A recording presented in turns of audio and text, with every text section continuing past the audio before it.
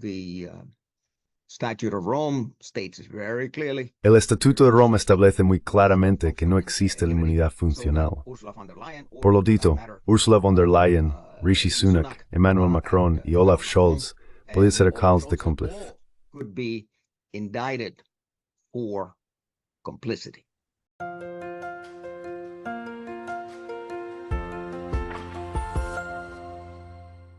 Hello everybody.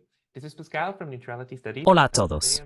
Soy Pascal de Estudios de Neutralidad y hoy estoy hablando nuevamente con el profesor Dr. Alfred de Zayas, nuestro experto en derechos humanos y derecho internacional. El profesor de Zayas solía trabajar como abogado senior en la oficina del Alto Comisionado de las Naciones Unidas para los Derechos Humanos y más tarde se convirtió en el primer experto independiente de la ONU sobre el orden internacional de 2012 a 2018. Tiene un doctorado en jurisprudencia de la Facultad de Derecho de Harvard y un doctorado en Historia Moderna de la Universidad de Göttingen, en Alemania. El doctor de Zayas también es miembro del Instituto Internacional de Investigación para la Paz de Ginebra, donde él y su equipo presentaron recientemente un caso legal contra Ursula von der Leyen, Charles Michel y Josep Borrell. Y de esto es exactamente de lo que queremos hablar. Es una llamada a comunicación. Dr. de Zayas, bienvenido. Well, this is it. Dr. de Zayas, welcome. Thank you very much, Pascal, for inviting me again and for giving us the opportunity. Muchas gracias, Pascal, por invitarme nuevamente y por darnos la oportunidad de presentar nuestra iniciativa a una audiencia más amplia. De hecho, el Instituto Internacional de Investigación para la Paz de Ginebra, bajo la dirección del Dr. Gabriel Galice y nuestro vicepresidente Gilles-Emmanuel Jacquet, tiene su sede aquí en Ginebra. Tenemos una larga historia de realizar importantes conferencias de paz, conferencias sobre los medios de comunicación y conferencias sobre mediación. Desde que comenzó el genocidio en Gaza, seamos claros, esta guerra no comenzó el 7 de octubre de 2023. Los medios de comunicación convencionales dan la impresión de que esto es autodefensa de Israel, quizás una autodefensa excesiva contra los palestinos. Against the Palestinians, but no, I mean, the war essentially started. Pero no, la guerra esencialmente comenzó como una guerra colonial, como una guerra de asentamiento en 1947-48, cuando tuvo lugar la Nakba. La Nakba se refiere a la expulsión de casi 1 millón de palestinos de sus hogares y la destrucción gradual del pueblo palestino a través de la limpieza étnica. Es un conjunto de crímenes de guerra y crímenes contra la humanidad, pero en cámara lenta. Todos recuerdan Sabra y Shatila y los muchos ataques a centros de refugiados palestinos, así como los numerosos crímenes de guerra que han ocurrido con total impunidad por parte de Israel. Pero ahora nos enfrentamos a algo mucho más agudo, un asalto total a la población civil de Gaza.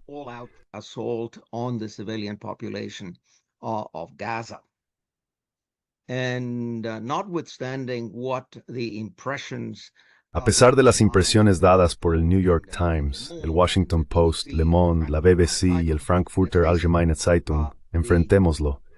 Las víctimas siempre han sido los palestinos. Los perpetradores han sido los israelíes. Son los israelíes quienes están imponiendo el colonialismo de asentamientos en un territorio que fue ocupado pacíficamente por palestinos durante miles de años.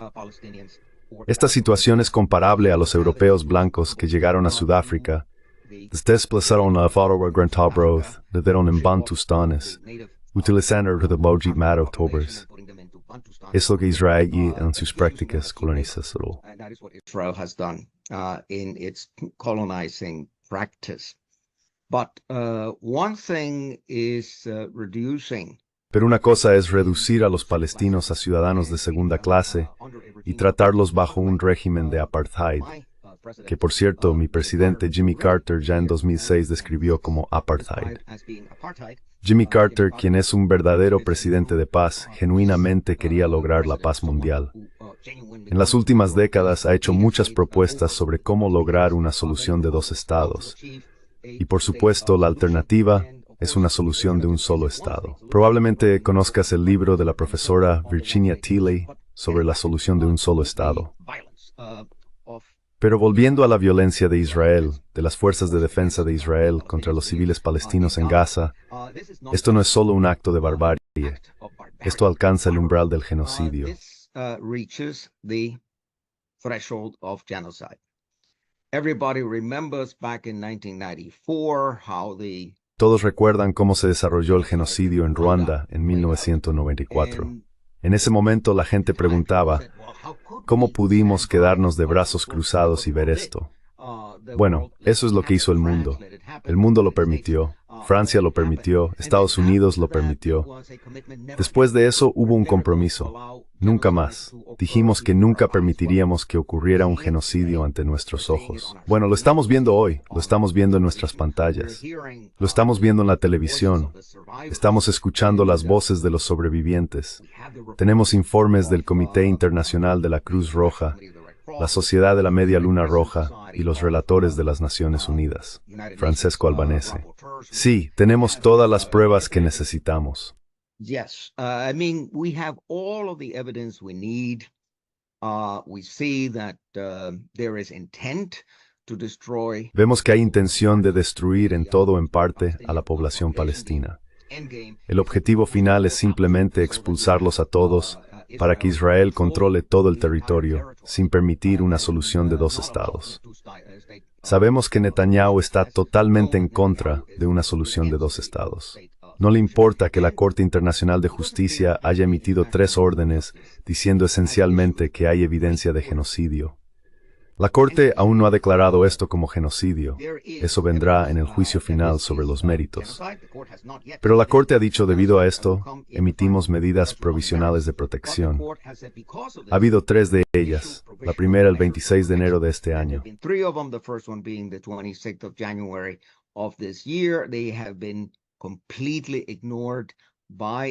Han sido completamente ignorados por Israel con el apoyo y la complicidad de Estados Unidos, Reino Unido, Francia, la Unión Europea y otros.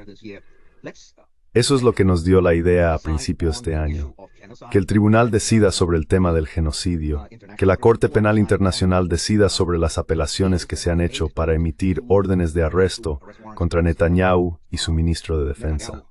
Lo que nos interesaba como sociedad civil en el Instituto Internacional de Investigación para la Paz de Ginebra era centrarnos en el tema de la complicidad. Well, the corporate media, of course, is covering the protests on college campuses across the United States. Some of them are covering the Israeli bombing of Rafah overnight and the slaughtering of civilians, but almost none of them, I can't find any American corporate media that is covering the hundreds of thousands of Israelis who are pouring onto the streets of Tel Aviv to protest Prime Minister Benjamin Netanyahu, calling for his removal from power, and they're calling for a ceasefire.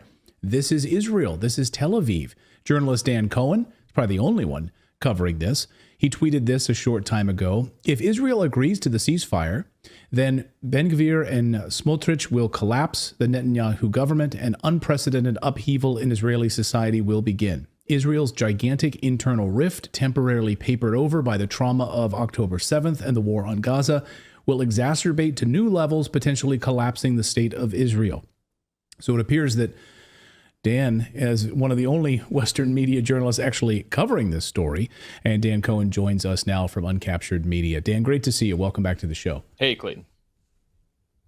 So it appears, Dan, that the media in the West doesn't want us to see these massive protests in Tel Aviv against Netanyahu. I mean, let's start there. No coverage of this. I turn on Lester Holt on the NBC Nightly News. You turn on the CBS. There's no coverage of the tens of thousands of people that are protesting Netanyahu in his own country. Yeah, there's a massive internal divide in Israeli society that is basically ignored in the Western media. Nobody wants to talk about it. And I mean, that divide existed even before the events of October 7th, before this horrific war on Gaza. Last summer, in the summer of 2023, there were massive protests, largely by the same sort of class of people, liberals from Tel Aviv and that area, who were protesting against the judicial, what they called the judicial coup, the basically neutering of the Supreme Court in Israel and handing of basically all power to the Knesset. And the Times of Israel reported I believe that 28% of Israelis were considering leaving the country permanently. So it was already, the government was, the whole state of Israel, the Zionist project, was in a state of crisis before October 7th. And that speaks to the divide between the kind of Zionist left, if we can call it that, and the Zionist right. The Zionist left that wants to have sort of realpolitik and maybe a sort of permanent occupation and manage the conflict, and the Zionist right, which is more powerful, that wants genocide, ethnic cleansing of all the Palestinians, get rid of all of them. And that has been existing, once basically a total theocracy. Now, October 7th just poured a huge amount of gas on that fire. It basically upended the entire paradigm because, the whole idea of we can permanently occupy these people was discredited. Now, you could say it's discredited from a, human perspective and say, well, you can't do that. And not only is it's wrong to do, but it's also not going to work. Or you can say the right-wing perspective. You can take the right-wing Zionist perspective and say, well, you can't do that because you have your enemies just on the other side of that line, and they're going to plot to try to kill you, which is also true in a sense. So the kind of centrist big lie has totally been discredited. And I think that's really what's at the heart of what's going on here. So this giant internal rift, as you point out, papered over temporarily by October 7th, this rallying around of, so everyone raising the Israeli flag, of course, and the atrocities that we saw that day, and then the rallying of support to go after Hamas and end this once and for all. Now we're starting to see the rift once again. You say that the Netanyahu government will likely collapse if this ceasefire moves forward. Can you explain why? Why, if Netanyahu gives in, I guess, to this ceasefire agreement, which is now it seems like it's in place, however, Rafah is still being bombed, we can talk about that Netanyahu will be thrown out, and this is the collapse of his government?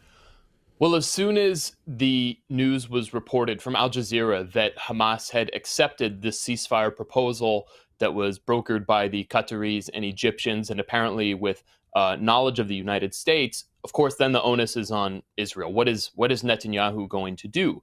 And the Netanyahu war cabinet was scheduled to meet. But even before that, they started bombing Rafah. So their answer was very clear, even though it hasn't even been, I don't think, officially rejected. It's obvious. The Israelis invaded. They took over the Rafah crossing. So the actions make it completely clear.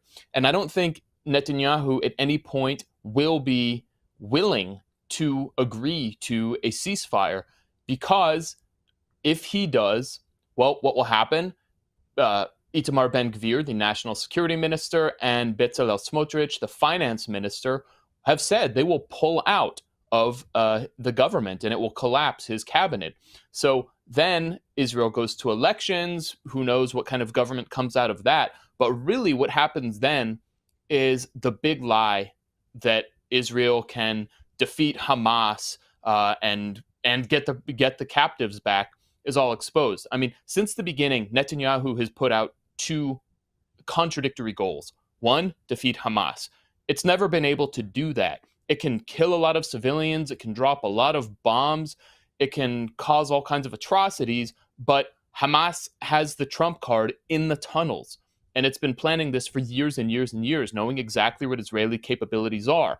And on the other side, Israel says, we're going to use military force to get the captives back. Those are two totally contradictory goals. And he's basically speaking out of both sides of his mouth to the kind of two main camps of Israeli society, lying to both of them. So if he agrees to a ceasefire, Itamar Ben-Gvir pulls out, Bezalel Smotrich pulls out, then the big lie is exposed, and the Israelis who want the captives back, who are demonstrating in the streets, they're gonna be after him. And then his base of support that he has rode to prominence, and he rode to prominence in the 90s, the settler movement and religious Zionism, and that has kept him in power most of the time since the mid-90s, for most of 30 years, they are gonna be after his head too, because they're gonna say, were supposed to exterminate Gaza. We were supposed to wipe all those people out, expel them into Egypt, whatever other countries, and build settlements there. And you lied. So